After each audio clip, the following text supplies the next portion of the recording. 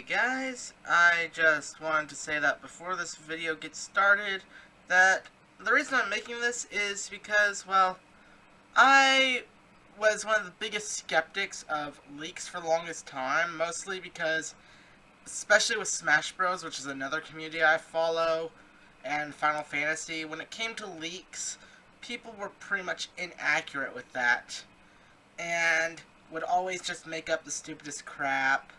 Would be like saying whatever they could to get views or make people happy, and people would cling, and I mean cling, to these like leaks, as we call them, and they would always be proven wrong. So I just wanted to pretty much just say my skepticism on everything when that Thanibomb video first came out, and, well, yeah, here we are. And so, that pretty much what I'm going to be doing here today is talking about those Thanibomb leaks, and why, and what they got right and what they got wrong. Or if they got anything wrong at all, because, again, it's been it's been a few months since we looked at those. Either way, please enjoy. Also, yeah, this is gonna be mostly unscripted, so you're gonna get a lot more awkwardness from me. Hey everyone, remember those Thanibomb leaks from about 4 months ago? And how back when I did a video on them, I was trying to disprove them as much as possible, or see how legitimate they were? Well, it's been about 4 months since those were posted, and about almost 4 months since my last video. So I figured it was time to go back to these and see how accurate they really were. So what I'm going to be doing is I'm going to be reading each of these one by one and discussing them based on how accurate they were or how inaccurate they were, really. So let's dive right in. First one that we have is, there will be a more socially acceptable form of skinship. Well, that's accurate, as that was the tea parties, which, honestly, I love the tea parties in this game. You get to know how, characters really are, and they're more than just, looking at them in a weird little petting game, even though that petting game was only in Japan. So thank God for that. But yeah, that one's actually completely accurate, because that was more socially acceptable, less creepy. You got to know the characters, and that was an overall great aspect. You can recruit one member from another house once in your playthrough, but not a lord or retainer. Okay, you can recruit other people into your house once in your, you can actually recruit them more than once, but, you can recruit everyone from every other house into your house, except for, in certain cases, if you're playing Golden Deer, you can't recruit Dedu or Hubert. Well, again, those are retainers, but you can recruit everyone. It's not just one person, so I mean, honestly, that one might have just been a misunderstanding, or if they did get to play the game early, they might have only gotten the requirements for one person. But who knows? I mean, again, it's not exactly wrong, but not exactly right, is what I'm saying here. All I know is you can't equip Knuckles while mounted. There should still be a weapon triangle. IIRC, I'll have to ask. Okay. That first half, completely accurate. You cannot equip Knuckles while mounted, nor can you use Knuckles while you're a mage for some weird reason.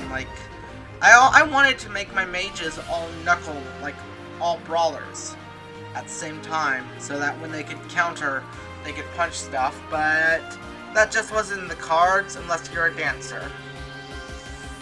As for the weapon triangle, no, there was no weapon triangle in this game.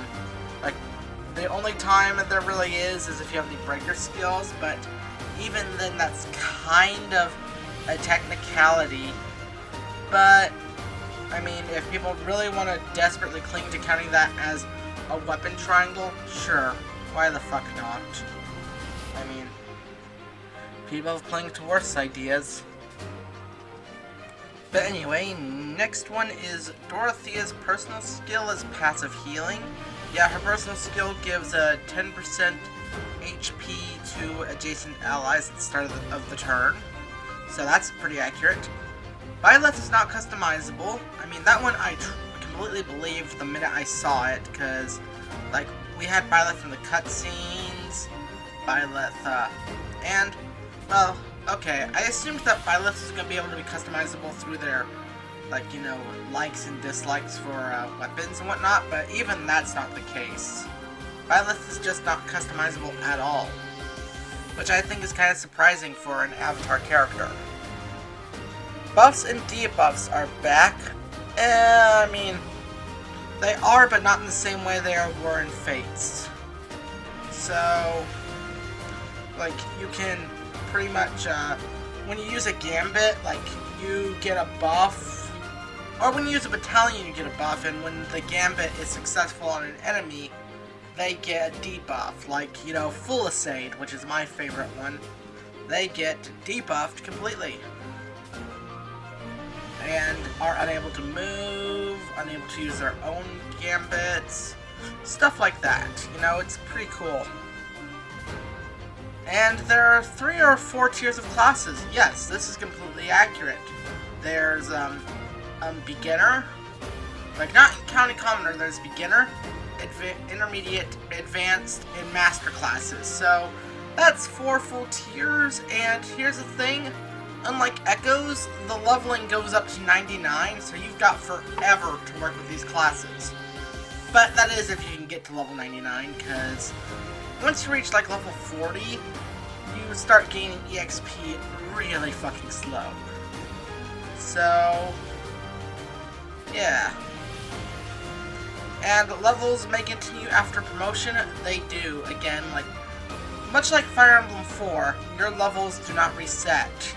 And I love that about this game. Like, I love when levels don't reset after promotion, because that shows just how many levels you have gained. So I thought that was a nice, cool feature, and again, Thanibomb was accurate about that. Byleth can support the students. Yes, but the thing is with that, there was a time skip, which actually they'll mention that later. So yeah, Byleth can support the students. And here's the thing, most of the students are like 17 and 18, and for the 18 and up ones, it's pretty, like, iffy, but could be considered okay, depending on your viewpoint. But at least, romancing looking for them as romance options at that point, I mean. But, yeah. Anyway, the next one is maps are subpar, more varied than Awakenings, and better than Shadows of Lynchias. I disagreed with this point because that one seemed more of a matter of opinion, but here's the thing, this game does reuse the maps. It reuses them constantly, but that's because they had to design, let's see, doing some quick math here, 65.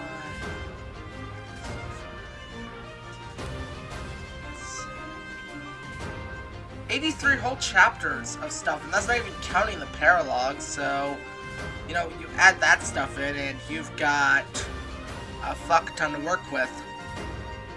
So, of course, they'd have to reuse maps over and over again, and there's some good unique maps, like the Shambhala, Tower of Conan, Tata's Lake, all that stuff. It's all pretty, but I pretty much love the map design of this game. So, again, that one was just a matter of opinion. There are random battles, and I don't think there's a path that allows you to unlock all the characters. Okay, that one I already kind of went over with the you can recruit one member from another house once in your playthrough thing, but yeah. Nope. But yeah, you can't recruit every single character. There is no one route that allows you to have to do Hilda, Claude, like, all of them. Like, once you choose a house, there are characters you're going to be locked out of forever.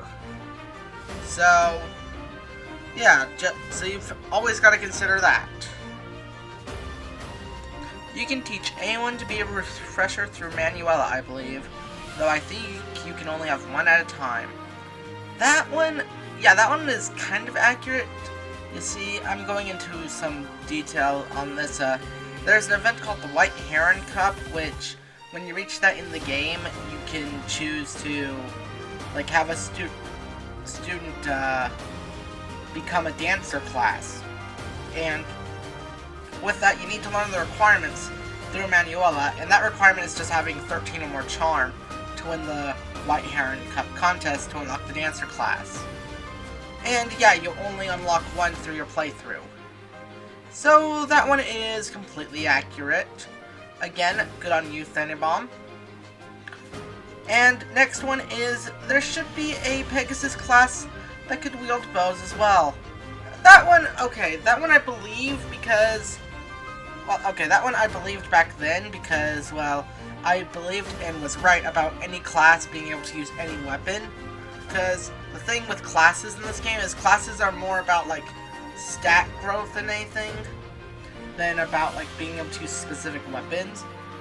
Because the only thing that you really get locked out of is if you're a Pegasus or mounted class, you can't use gauntlets. If you're a mage, you can't use gauntlets. If you're not a mage, you can't use magic. So, but everything else, it's like, hey, you're a cavalier, but the class says you need a requirement in lances and cavalry.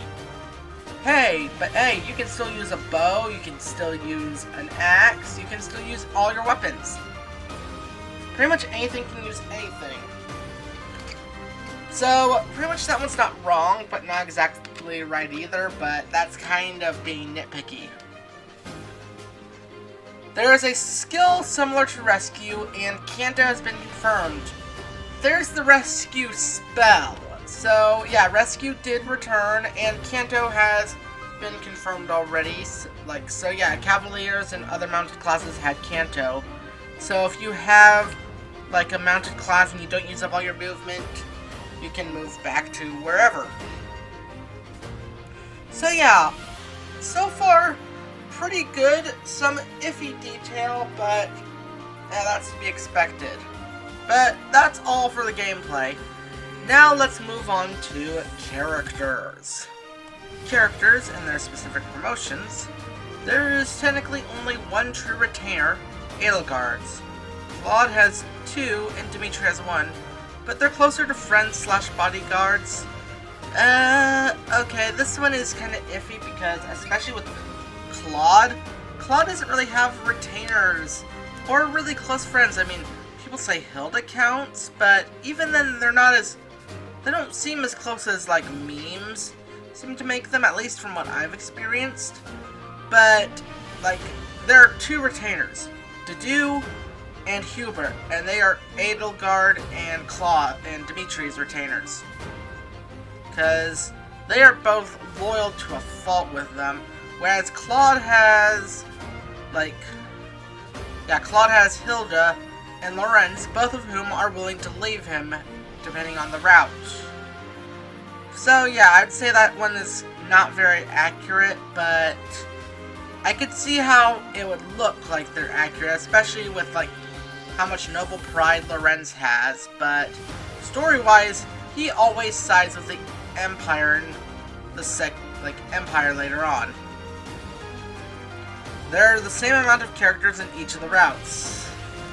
I think sort of. Because, like, that one's debatable. I've not really thought about that one, actually. Okay, yeah. Sorry. Yeah, okay, that one is sort of right, because excluding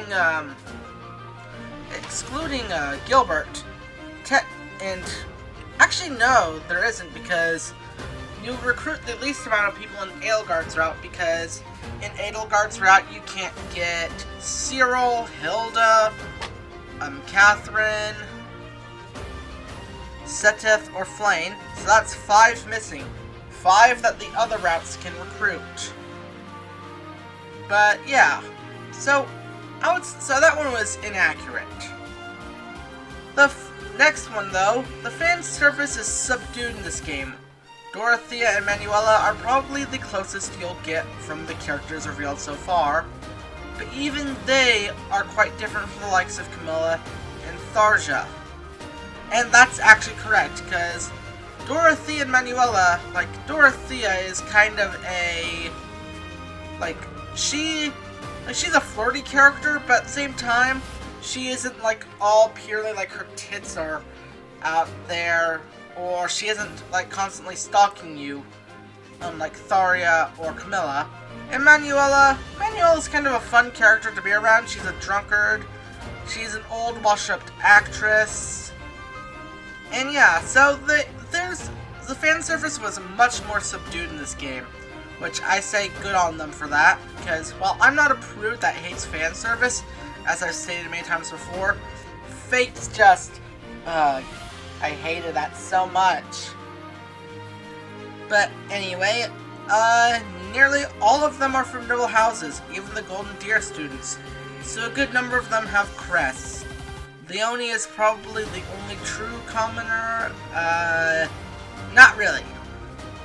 Not really. You have Raphael, you have Ignatz, you have fucking, hell, Petra counts as one, you have Dorothea, you have, what's his name, you have Dudu, you have Mercedes has a crest and is a commoner, but you have Ash.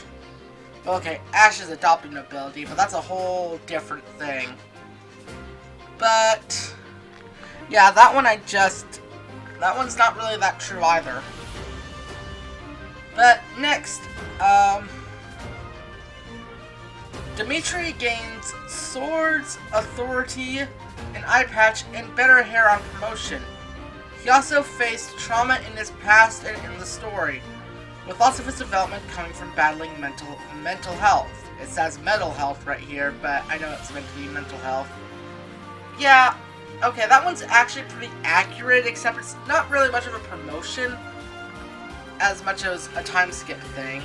But I'll talk more about that later on, because, yeah, in his promotion, he gets, well, swords isn't really that accurate, but he gets his own special battalion, and he does have an eye patch, and better hair is debatable, because people ragged on his hair, but let's, like, guys, his hair was fucking fine.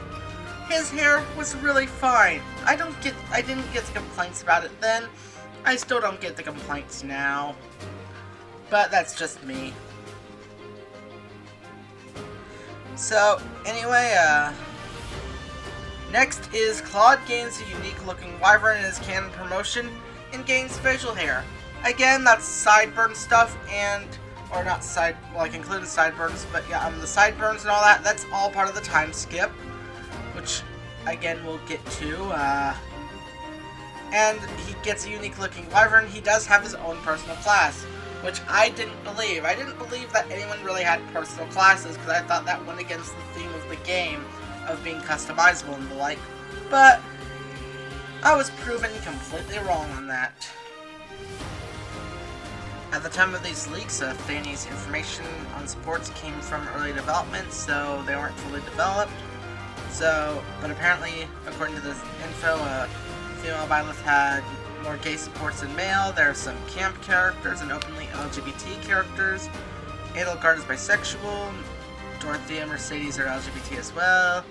Yeah, yes, apparently some LGBT characters are spoilery. And M. Byleth can romance Linhart. All of this was 100% true. This one I didn't doubt at all back in the day, but, like, still, it's nice to go back over and see how correct they were about that. And, students lose their uniforms and look more unique on promotion. So yeah, like, when they change classes, they're not in their student uniforms. They're still in their student uniforms when you're exploring the monastery and whatnot, but that's because, well, that's their default model. It's kind of hard to try to... Actually, no, you could still change the model, but I guess it'd be weird to be wearing your battle attire while in class. At least in my opinion. Claude's father is actually from the country east of Leicester, the Beyond the Mountains. Elmira, I believe.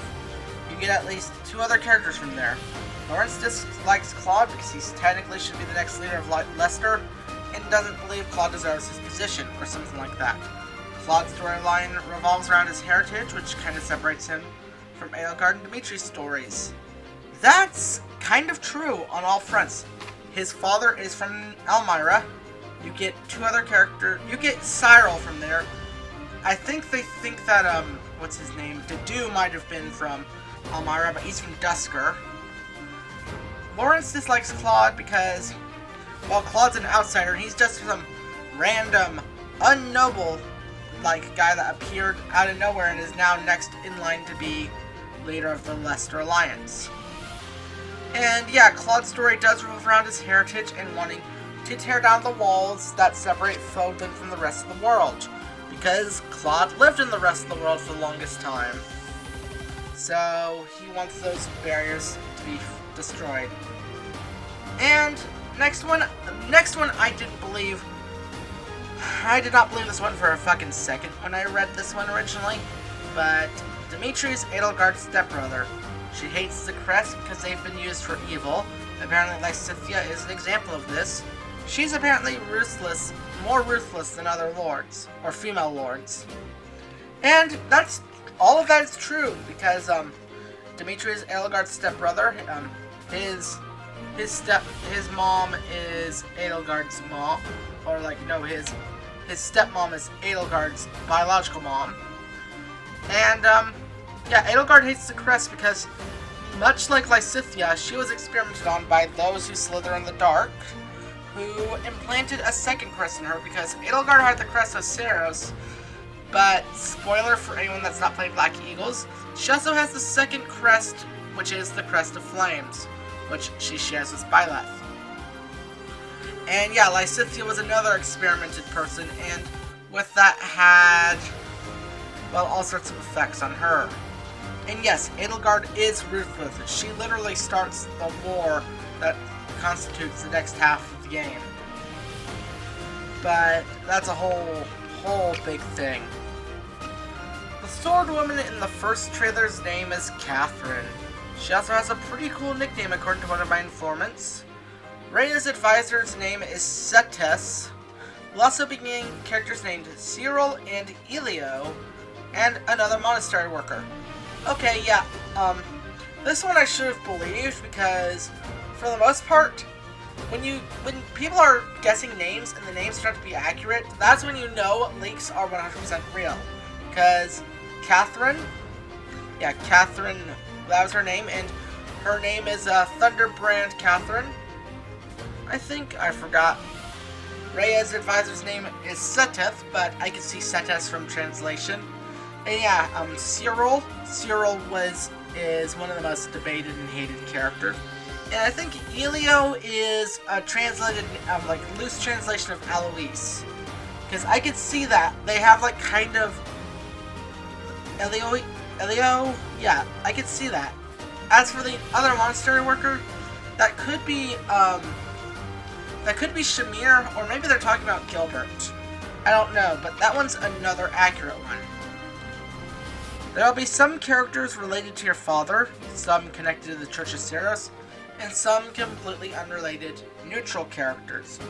There are quite a few Shura-type characters.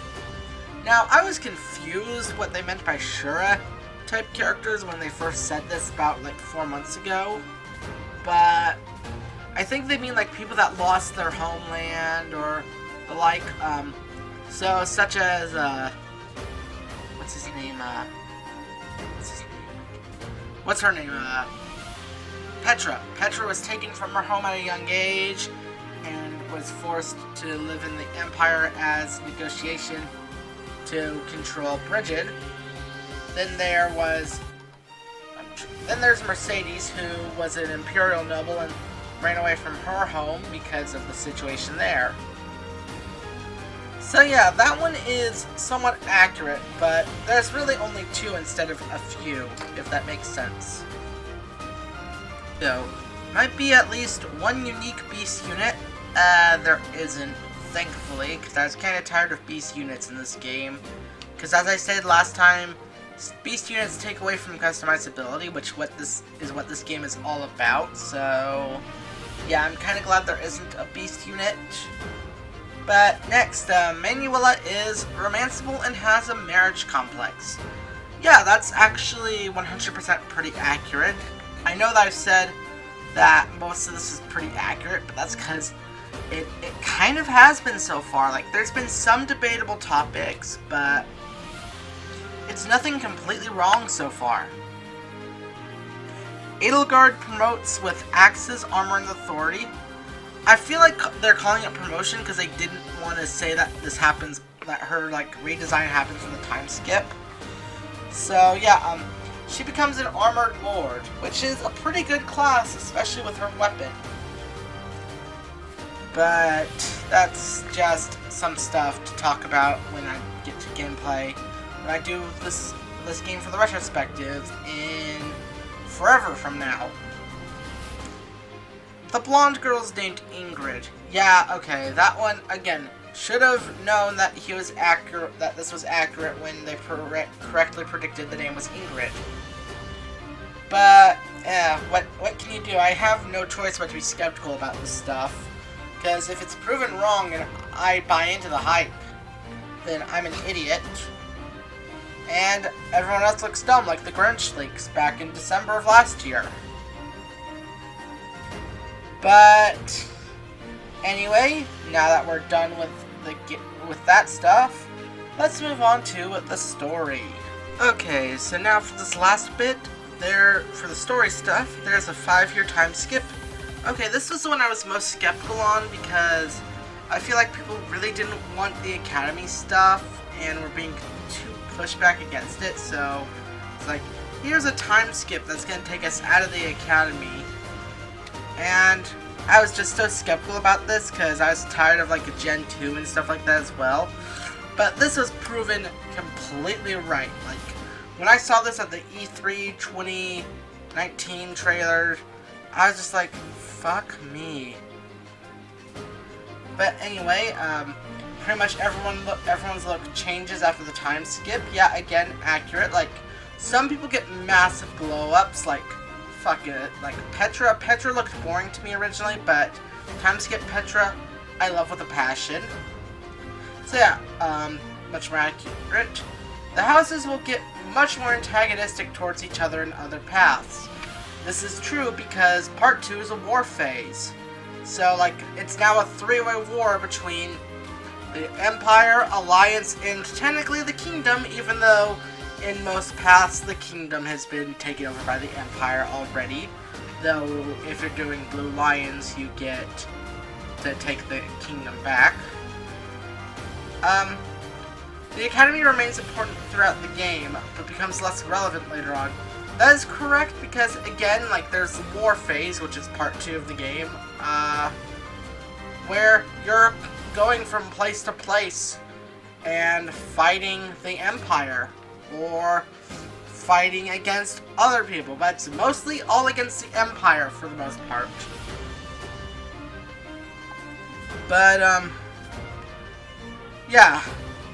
And yeah, it says Part 1 has 12 chapters, no word on how many parts. Part 1 focuses on the Academy, for example, while Part 2 does not. This is completely accurate, yeah.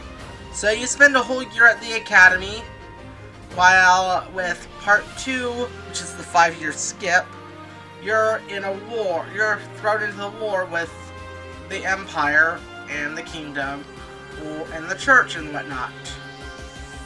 So yeah, that's completely accurate. There are 4 paths that don't converge. The 4th path is not a happily ever after path, and Edelgard gets 2 of those paths. One of them is a neutral path. Again, another thing I doubted because I was like, that's too much Edelgard favoritism, but that's accurate because there's the church route. In the church route, around chapter 11, you choose whether you side with Edelgard after she's revealed to be, well, spoilers, the Flame Emperor, or you get to choose to rebel against her, where she runs away and becomes your enemy. But yeah, that's pretty much accurate, actually. Some characters aren't permanent at all for story reasons. Again, true, like Seteth and Flame, when you play Black Eagles, if you choose to stick with Edelgard, they'll leave you. If you choose to go Church, Edelgard and Hubert leave you. And in Blue Lions, when you get to the time skip, if you don't do Dedue's paralogue, he dies. So yeah, there is that. So yeah, that's pretty accurate. I don't know the names, but the legendary weapons should be linked to the crests. The game has very close connections to Genealogy of the Holy War, from the darker storyline to the characterization. Each noble house has access to certain crests and weapons. These weapons are wieldable by units who don't have the respective crests, but there are very dire consequences. Yeah, if you don't have the crest in this game, you take 10 damage when you use the weapon. So, like, I put Raphael with the Freykrugel once, and he spent the entire enemy phase just taking hit after hit, and after he, or dealing hit after hit, and after each round of combat, you take 10 damage. So, he had 60 hit points. By the end, he had 1, but at least it doesn't fully kill you. At least, like, actually, he had 70 hit points because I used some stat boosters. But he had 11 by the end because he got into 6 battles.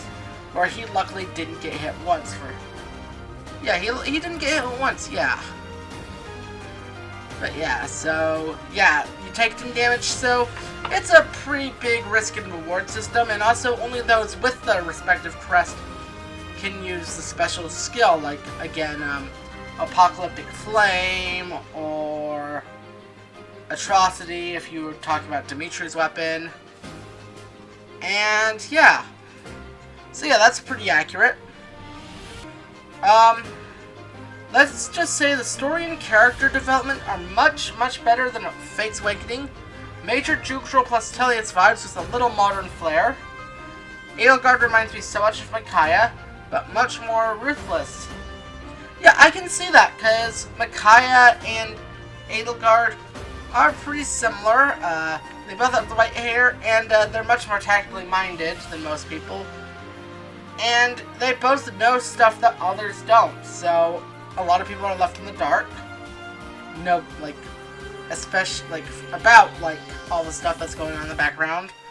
While, Edelgard is just like, here's what's going on, these are enemies, or these are my enemies, then this is what I think needs to be done, because it's a game about, like, each of the 4 different paths. You see different perspectives, and you're supposed to, if you're fucking smart, actually think on them. You're not supposed to be like, oh, this guy's obviously bad, ooh, this guy's obviously good. Not even the quote-unquote villains in Those Who Slither in the Dark are really all that bad. But, yeah, that's just me rambling for a bit. So this next one is more of just a speculation thing, but I thought it was interesting to mention. It's like, in response to something tells me that recruit from other house will be mutated, a human monster affected by the crest. Did they reveal that in Famitsu? I've been following. They might have been talking about, like, Dedue or something, because, like, in the Black Eagles route, if you don't catch up to Dedue fast enough, or take him out before a certain amount of time, he turns into a beast, because he uses a crest stone to make himself one. But that's about it. You will fight the students from other routes and they die, including the lords. Yes, that's true. If you don't recruit other students, because you can recruit almost everyone, and you face them and defeat them, they will die, including the other lords. Like, in Claude's route, Dimitri, after you defeat him, he's just up and dead, completely gone from the story. The school setting is just a facade for a much darker storyline, and there will be more than 3 countries involved. That is very true. There was about like 5 or 6 countries involved, because there was Amira, Dagda, Brigid, Adrestia, Fargus, and Leicester. That's 6 countries. So it's a 4-way, but 3 of those aren't really that involved, really, so they're kind of involved and kind of not, but it is nice to have more than just 2 countries involved in a war at a time, unlike Awakening and Fates, where it's just very 2-on-2. So that was a nice change, and again, that was completely accurate. From what I know, admittedly very little of the story so far, I'd give it a 9 by comparison. Again, more opinion stuff. I kind of give this game a 10 alongside Genealogy of the Holy War, but again, that's all opinions, because I'm not talking about the plot so much, because that's the plot itself. That's not my, that's not one of the things that I'm going to talk about here. A somewhat small spoiler is that Dedue is one of the bandits that attacked and killed Dimitri's family. Dimitri kept him as a bodyguard, which is why Dedue owes him a great debt. Okay, now this I'm gonna have to, say, I think that's kind of a mistranslation, maybe. Because Dedue is a Duskurian, and the Duskurian people were blamed for the death of the royal family, but Dimitri knew that wasn't true, so he kept Dedue alive to keep the Duskurians safe. And with that, Dedue owed him a great debt because, well, everyone else in Dedue's life was dead, like his family, his friends, all of that, and he was seen as a pariah and a monster. So yeah, that's sort of true, but sort of not.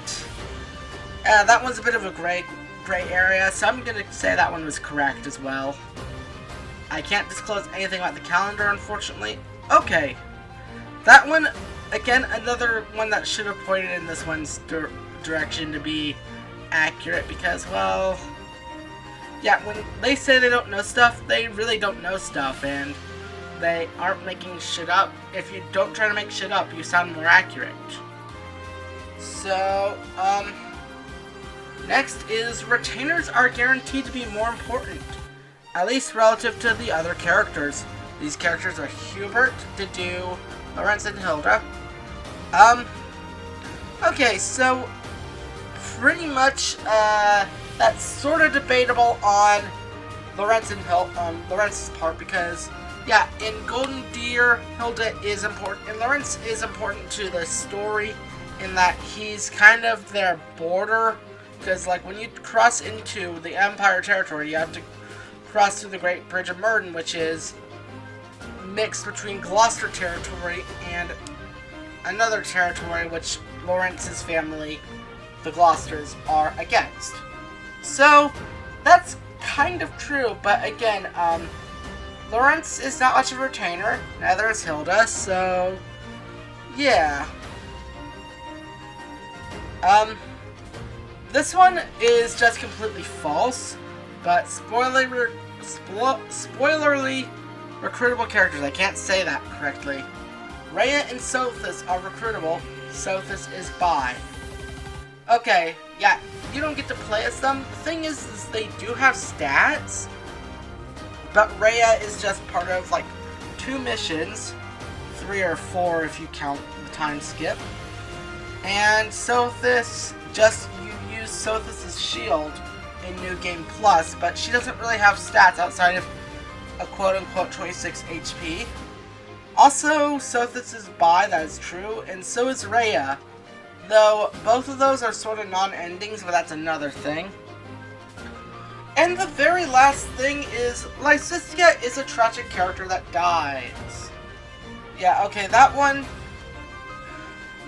You see, that one is kind of true, because, again, going back to the experimentation with the crest, Lysithea's character is one that, because of the crest, her lifespan is greatly shortened.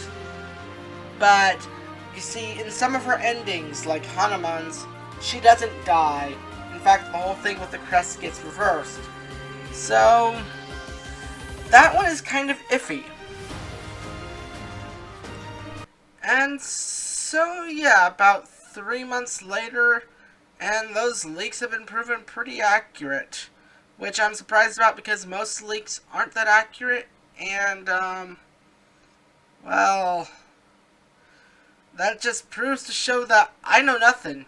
Like, if there was more stuff to come out for Three Houses, or the next Fire Emblem game, if Thanibomb was to say something about Fire Emblem 17 and what type of game that will be, if that one's not confirmed to be a genealogy remake, then yeah, I'll trust Thanibomb. Like, Thanibomb completely earned my respect there.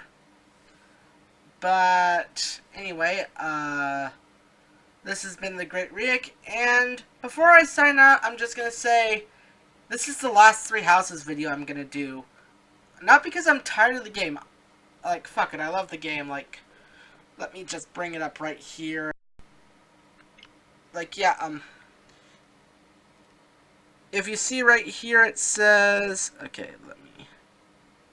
yeah, it says I've played 3, like, I'm gonna just block, oh, yeah, and that's my friend code if you guys want to add me. I don't care if you guys add me or not, but yeah, it says 340 more hours on the Switch. So it's not that I'm tired of this game, it's that everyone's already talking about stuff. Like, Fire Emblem Discussion has tons of great videos about this game. And I really want to get back to the Fire Emblem retrospective, because I want to do more stuff on Fire Emblem 4. Like, I've got that script just sitting there, waiting as I try to finish it off. But, yeah. That's pretty much all I've got for now. So, anyway, this has been the Great Riek, and when you guys see me next time, it'll probably be the return of the Pokemon Let's Play that I started one episode of, badly recorded because I forgot to fucking use Audacity to record my voice and my film software to record the game. And, well, anyway, I'll see you guys all next time. Have a great night. Anyway, all credit for any gameplay footage you see here, aside from the stuff I used from the Nintendo 2019 February trailer, is all from Fire Emblem Discussion, who you guys probably know if you're checking out my channel, because, well, all my fans have been gotten because of that guy. So, anyway, yeah, thanks to him for letting me use this stuff a while back. Well, he said I could use it a while back, but that was for a different project. But I'm giving him credit now, so I don't think he'll mind. If he does mind, I will edit this out, but anyway, again, thank you, Fire Emblem Discussion. You're very awesome.